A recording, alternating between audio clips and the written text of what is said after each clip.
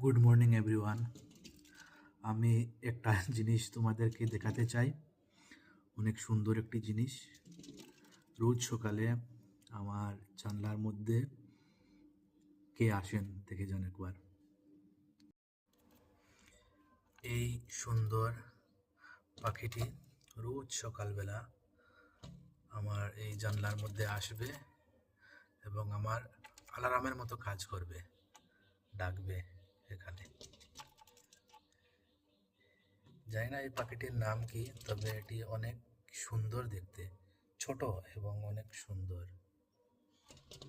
আপনারা যদি কেউ এর নাম জেনে থাকেন তাহলে আমাকে বলবেন। অনেক ভালো লাগে একে দেখতে।